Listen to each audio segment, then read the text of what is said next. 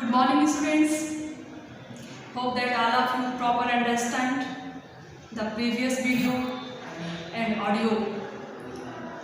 In my previous teaching term, I provide one video and some audio recordings, and with the help of combination of audio and video, I have been trying to explain any chapter in simple way so that you could understand properly.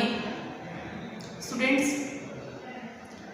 तो अपनी तरफ से मेरा प्रयास एकदम simple words को use करके और आपको कॉन्सेप्ट क्लियर कराने का है। तो आज एक बार फिर हम जा रहे हैं पिछला जो प्रीवियस हमारा चैप्टर था, जो प्रीवियस ऑडियो में मैंने डिस्कस किया था, वीडियो में डिस्कस किया था, उस चैप्टर को आगे और पढ़ने जा रहे हैं। Next concept, next paragraph. तो students, all of you know that the chapter name is secularism and the Indian constitution. Secularism and the Indian constitution. Secularism, जैसा कि मैंने आपको बताया था कि यदि कोई कंट्री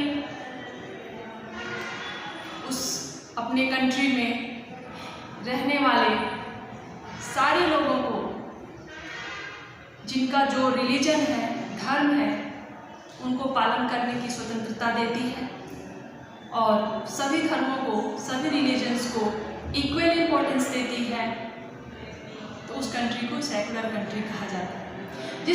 जो कंट्री किसी भी रिलीजन के फेवर में नहीं रहती, वो सबके फेवर में रहती है और किसी पर्टिकुलर रिलीजन, उसका अपना ऑफिशियल रिलीजन नहीं होता, वो सेकुलर कंट्री होती है। और कॉन्स्टिट्यूशन वर्ड को आप अच्छे से जानते हैं। कॉन्स्टिट्यूशन भारत का संविधान 1950 में इम्प्लीमेंट हुआ था। 26 जनवरी 1950, 26 जनवरी जो आप पर ईयर सेलिब्रेट करते हैं। तो यही जो महान पुस्तक थी, ये जो कॉन्स्टिट्यूशन, ये जो संविधान, ये जो महान पुस्तक है, वो वास्तव में उसी की देन है, इसी महान पुस्तक की देन है कि आज हम इक्वेलिटी का, फ्रीडम का, फंडामेंटल राइट्स की बात करते हैं। फंडामेंटल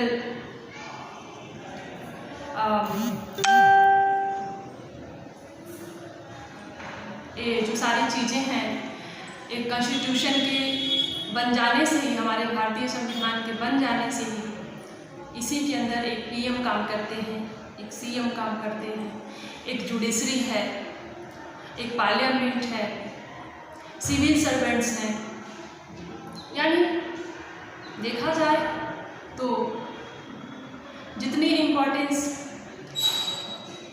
हिंदुओं के लिए गीता की है, मुस्लिम्स के लिए कुरान की है, ईसाइयों के लिए बाइबल की है, उससे भी बहुत बड़ी इम्पोर्टेंस हम सब के लिए, हम सब भारतीयों के लिए संविधान की होनी चाहिए, कॉन्स्टिट्यूशन की होनी चाहिए।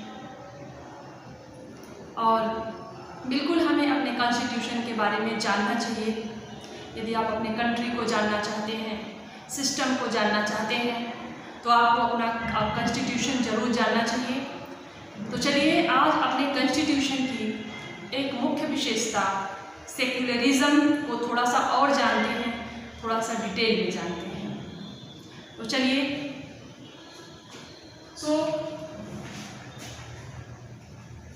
Features of Indian constitution. Features of Indian secularism. जो सेक्युलरिज्म वर्ड हम पढ़ रहे हैं, उसकी कुछ और फीचर्स जानना है, उसकी कुछ और विशेषताएं जानेंगे, क्योंकि फीचर्स जानने के बाद हम किसी भी कॉन्सेप्ट को बड़े ही अच्छे तरीके से समझ लेते हैं। तो इसका फर्स्ट फीचर है no religion group control the Indian state. Indian secularism, जो भारतीय धर्मनिरपेक्षता है, उसका पहला फीचर है कि no religious group control the Indian state, कोई भी रिलीजियस ग्रुप इंडियन स्टेट को कंट्रोल नहीं कर सकता, चाहे वो रिलीजन मेजोरिटी में ही क्यों ना हो। अब आप जानते हैं कि इंडिया में मेजोरिटी में कौन है? हिंदू है। लेकिन ऐसा नहीं है कि वो हिंदू के अकॉर्डिंग ही जो है कंट्री चलेगी, हिंदू रिलीजन के अकॉर्डिंग कंट्री चलेगी, नहीं चलेगी। कोई भी रिलीजियस ग्रुप कंट्री को कंट्रोल नहीं कर सकता। वो अपने धर्म का पालन कर सकता है, अपने रिलीजियस प्रैक्टिस को एंजॉय कर सकता है, लेकिन कंट्री को कंट्रोल नहीं कर सकता, क्योंकि कंट्री का कोई ऑफिशियल रिलीजन है ही नहीं, और इसे ही सेक्युलरिज्म कहते हैं। अब नेक्स्ट पॉइंट देखते हैं। So no government organisation can promote any religion. No government organisation can promote any religion. Second features ये है कि कोई भी गवर्नमेंट ऑर्गेनाइजेशन, सरकारी संस्था किसी भी रिलीजन को प्रमोट नहीं कर सकती। कोई भी सरकारी संस्था और गवर्नमेंट ऑर्गेनाइजेशन किसी पर्टिकुलर रिलीजन को प्रमोट नहीं कर सकती। यानी कहने का मतलब कि मैंने आपको बताया था कि गवर्नमेंट का, इंडिया का अपना कोई ऑफिशियल रिलीजन नहीं है, तो किसी भी पर्टिकुलर रिलीजन को गवर्नमेंट ऑर्गेनाइजेशन में प्रमोट नहीं किया जा सकता। थर्ड फीचर है इसका, third feature, no religious instruction provided by government educational institution. Third feature है कि किसी भी एजुकेशनल इंस्टीट्यूशन में, किसी भी शैक्षिक संस्था में जो गवर्नमेंट है, गवर्नमेंट उसमें किसी प्रकार का रिलीजियस इंस्ट्रक्शन प्रोवाइड नहीं किया जाएगा। आप यदि किसी गवर्नमेंट स्कूल में पढ़ते हैं तो किसी भी तरह का रिलीजियस, धार्मिक जो इंस्ट्रक्शन है वो प्रोवाइड नहीं किया जाएगा। हाँ, निजी तौर पे कुछ स्कूल चाहते हैं, जैसे आप अपने धर्म, अपने कल्चर को प्रसार करना चाहते हैं, स्प्रेड करना चाहते हैं, अपने कल्चर को, अपने रिलीजन को स्प्रेड करना चाहते हैं, तो आप अपना एजुकेशनल इंस्टीट्यूशन खोल सकते हैं, उसमें धर्म की शिक्षा दे सकते हैं, अपने कल्चर को स्प्रेड कर सकते हैं, लेकिन वो प्राइवेट लेवल पे होगा, निजी स्तर पे होगा। कोई भी गवर्नमेंट बॉडी किसी भी पर्टिकुलर रिलीजियस इंस्ट्रक्शन को प्रोवाइड नहीं कर सकती। यानी किसी भी सरकारी स्कूल में वो ये हक, राइट नहीं है कि वो स्कूल में जो है गीता पढ़वाए या बाइबल खाली पढ़वाए या कुरान पढ़वाए, ऐसा वो नहीं कर सकता। फोर्थ फीचर है इसका, next feature, no any tax for promotion of any religion. जब आप क्लास 9th में पढ़ेंगे तो आपको मैं पढ़ाऊंगी फ्रेंच रिवॉल्यूशन, या आप पढ़ेंगे फ्रेंच रिवॉल्यूशन। उसमें आप पढ़ेंगे फ्रांस में एक क्रांति हुई थी 1789 में। उसमें जो है रिलीजन टैक्स भी देना पड़ता था। 1789 से पहले फ्रांस में रिलीजन टैक्स भी देना पड़ता था। लेकिन इंडिया में यदि आप किसी अपने रिलीजन को छोड़ के किसी और रिलीजन को अडॉप्ट करना चाहते हैं तो आपको कोई रिलीजन टैक्स नहीं देना है। ऐसा नहीं है कि आप हिंदू हैं तो हिंदू छोड़ के आप इस्लाम अडॉप्ट करना चाहते हैं तो आपको जो है रिलीजन टैक्स देना पड़ेगा, उसके लिए कोई टैक्स पे करना पड़ेगा। ऐसा कोई सिस्टम नहीं है। आप अपनी इच्छा से इस्लाम है तो हिंदू भी बन सकते हैं, मुस्लिम है तो हिंदू भी बन सकते हैं, लेकिन उसके लिए कोई टैक्स नहीं है, कोई रुकावट नहीं है, कोई ऑब्स्टेकल नहीं है। Okay students, now next feature, a policy of non-interfere in religious matter but not follow a strict policy of separation। बड़ा ही डीप कॉन्सेप्ट है ये कि देखिए, a policy of non-interfere in religious matter, पहले इसको समझते हैं, फिर वर्ड से समझेंगे। A policy of non-interfere in religious matter। Indian secularism की पॉलिसी है, जो फीचर्स है वो ये है कि किसी के भी रिलीजियस मैटर में वो इंटरफेयर नहीं करेगा,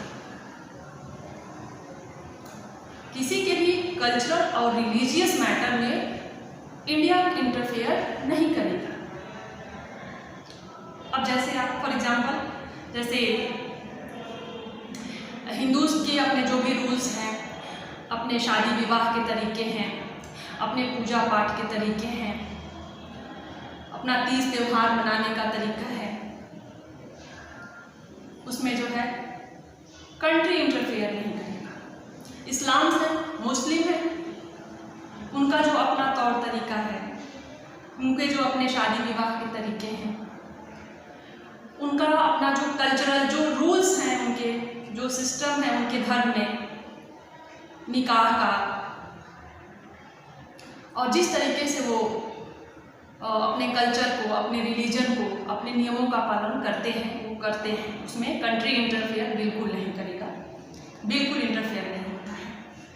लेकिन एक मैटर यही फंसता है कि but not follow a strict policy observation, but लग गया, यहाँ पे क्या लग गया, बट। लेकिन वैसे किसी के भी रिलीजियस मैटर में इंडिया या ये सेकुलर कंट्री इंटरफेयर नहीं करता है, लेकिन सेपरेशन की स्ट्रिक्ट पॉलिसी को फॉलो नहीं करता है।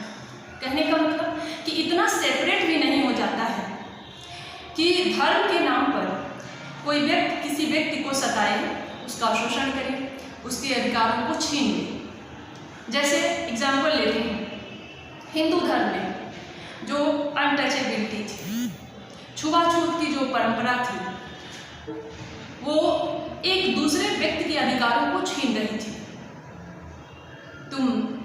मैं हाई कास्ट से हूँ तो मैं प्योर हूँ, तुम इम्प्योर हो।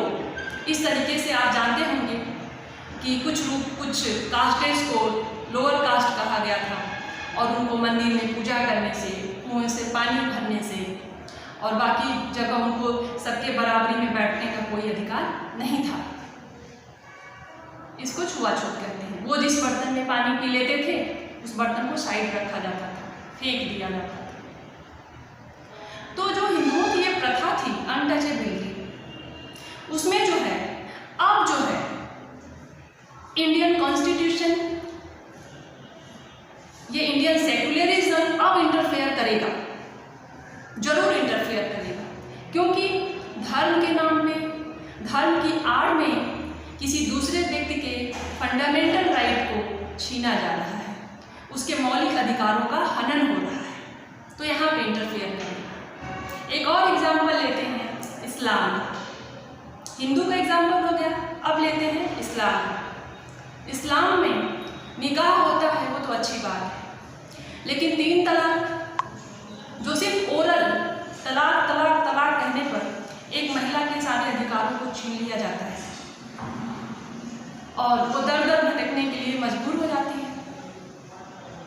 जब भी गुस्सा आया हस्बैंड को, उसने बोल दिया तलाक तलाक तलाक, हो गया तलाक, सारे रिश्ते खत्म, उसको मायके से कोई प्रोटेक्शन नहीं।